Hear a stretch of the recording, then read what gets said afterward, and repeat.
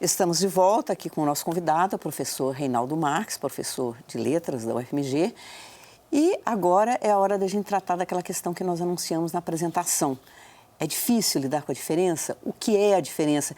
Porque quando se fala é preciso respeitar a diferença, a gente pode cair numa acepção um tanto quanto cristã, que não é ruim, mas está mais ligada, às vezes eu vejo uma certa compaixão. E a questão da diferença volta como uma questão política, é diferente. Eu queria que você falasse um pouco sobre a sua experiência pessoal com a diferença e como que você reflete sobre ela hoje. Bom, vamos partir da questão da biografia, as nossas teorias da biografia. Enquanto acadêmico, a gente lida com a diferença teoricamente, né? Então, nos compêndios, nos livros de filosofia, de antropologia, psicanálise, você lida com a diferença. Na minha história de vida, a diferença ganhou densidade, carne, sangue e osso, porque eu tive um casal de filhos, do meu segundo casamento, um casal de filhos com síndrome de Down. Então, aquilo que era uma coisa meio abstrata, teórica, se encarnou. E isso revoluciona a nossa maneira de lidar com a diferença. Na vida concreta, lidar com a diferença é muito exigente. Quando você está diante da diferença, tem uma aspereza na diferença que muitas vezes você, no Travel Channel, você viaja pelo deserto e conhece lá as pessoas que vivem no deserto, é um conhecimento virtual, mas concretamente ir para o deserto é outra coisa. Então, claro que nessa experiência dessa aspereza da diferença, ela vai nos reconfigurar nossa maneira de se colocar no mundo, né? Aceitar o outro com a sua diferença, desconstruir o filho imaginário que os casais constroem para lidar com esse filho concreto. E aí, um pouco, na medida que você abre para acolher a diferença, você começa a aprender com a diferença. Então, esses meus filhos me reeducaram, né, como pessoa. Fui aprender outro ritmo. Quer dizer, em casa somos 2 professores universitários, eu e a Ana.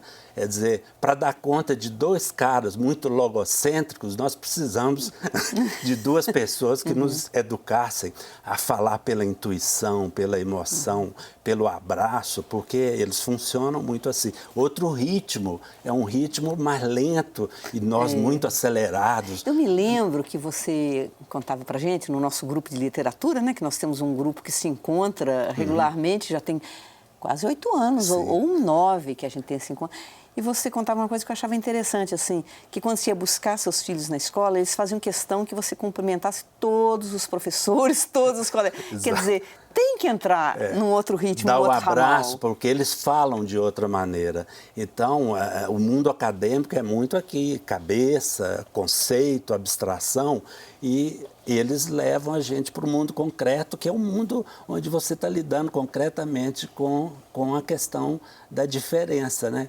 Então, a diferença a gente sabe que ela para ver a questão do pensamento da diferença, né? Nós vivemos dentro de uma lógica, o pensamento metafísico, da identidade, da questão da identidade do sujeito. A identidade, quando a gente constrói a nossa identidade, a gente tende a dar uma imagem coesa e unificada da gente, obliterando os nossos conflitos, as nossas divisões, não é? Então, o pensamento da diferença, ele procurou trazer a gente para o mundo concreto, quer dizer, não só a diferença antropológica, quer dizer, do ponto de vista antropológico, o valor é a diferença, não é a semelhança. Uma cultura enriquece a outra pela diferença, não pela semelhança. E por um certo conflito também, não é? Sim, as tensões, porque como a Zé falar, cultura erudita, cultura popular, cultura de massa, tudo convivendo, e isso gera conflitos, tensões. Então, você está o tempo todo negociando diferenças, né, para construir alguma coisa mais comum. Então, nesse processo, entra a importância do respeito à diferença. Na psicanálise também a gente sabe que a nossa identidade ela é construída a partir da identificação com a figura do pai, da mãe, não é? A diferença é um outro que está dentro da gente também inconscientemente. Então, eu acho que a partir da história de vida, não é? da teoria relacionada com a biografia, eu fui reeducado até para o convívio, para respeitar a diferença na sala de aula, lidando com os estudantes, de prestar atenção no ritmo de cada um, observar o ritmo de cada um, respeitar, e isso na relação com os outros, no trabalho, né? Isso parece banal, não é, Reinaldo? Respeitar o outro, aprender com seus filhos, mas eu acho que a gente pode olhar para trás, acho que você pode olhar para trás e pensar, eu me tornei uma pessoa melhor, não é? Eu tenho essa sensação de que eu me tornei um ser humano melhor por conta dessa história, né? E como é importante você abrir o coração e acolher a diferença, porque a gente vive o processo no primeiro momento, quando você recebe a notícia, que é isso, né? Como vai ficar minha vida? Então você vive um sentimento de rejeição. Então depois você vai elaborando isso e quando você abre o coração e acolhe, né, e fala, não, vamos aprender com esse novo que está aparecendo na minha vida. Eu acho que quando as pessoas abrem o coração e acolhem, é uma caminhada assim, extraordinária, cheia de imprevistos. Eu já vivi situações assim, muito inusitadas com os meninos, né? Porque eles, pequenos, no carrinho do supermercado, eles abriam o braço para abraçar as pessoas na fila. Uma vez com o Pedro na rua, ele queria cola, não, o carro está ali, vamos caminhar. E começamos a discutir, aí tinha um pedinte na rua sentado, falou, então fica comigo. Ele foi e sentou junto com o pedinte. Quer dizer, eles nos colocam em relação com outras dimensões da vida, que normalmente você está na rua, você até evita, muda de calçada, não é?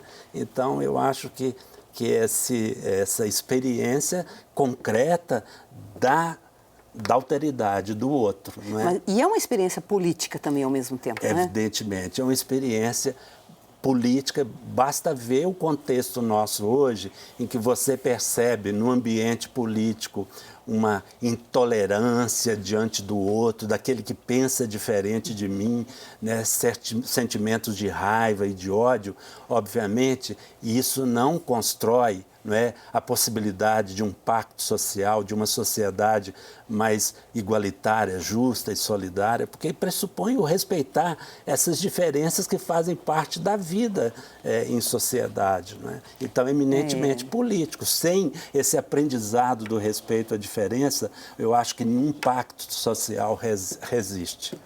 Eu tenho a impressão que sem esse respeito à diferença a gente caminha com uma coisa muito ruim, né? Talvez um fascismo, um nazismo, nem que não seja um sistema acabado, eu estou falando assim, relações fascistas, né? Cruéis, né? De não Como o nosso cotidiano vai ficar insuportável, né? Se a gente continuar desenvolvendo esse tipo de... Então, nós podemos aprender muito com esse outro, né?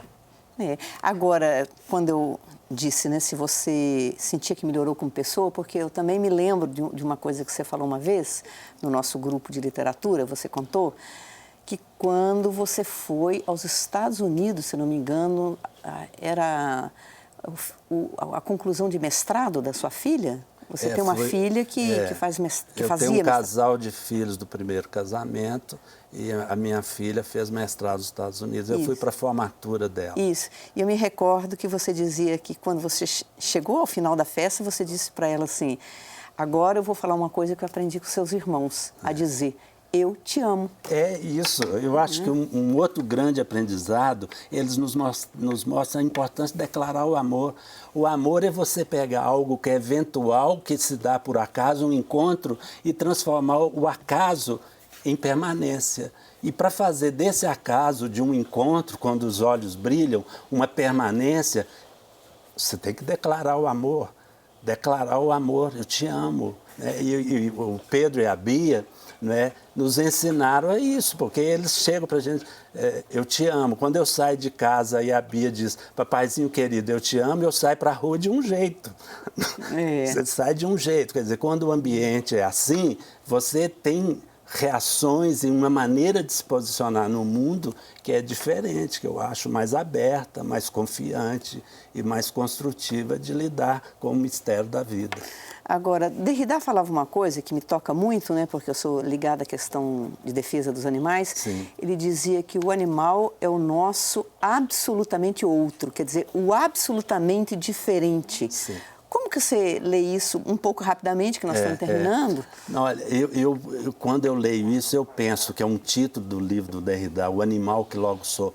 Nós temos em nós, o ser humano tem toda uma dimensão animal que foi obliterada ou reprimida pela construção do conceito de pessoa, porque é uma construção assim, eu para me tornar pessoa, uma pessoa, um sujeito jurídico, pessoa, eu tenho que reprimir outras dimensões minhas. Então, você se torna uma coisa mais aqui mental, etc., e reprimindo a nossa parte comum, né, do animal. Então, quando a gente tiver essa consciência de que nós, como pessoas humanas, nós somos também o animal, né? Eu acho que nós vamos mudar muito a nossa relação com a natureza, com a questão ecológica, com os animais, com as plantas, com os outros. Nós vamos olhar de outra maneira. Porque essa postura, ela justifica, inclusive, o sacrifício, a exploração do animal sem culpa alguma. Ele é absolutamente outro, você não precisa se preocupar com ele. Claro. Esse dia, quando chegar, eu acho que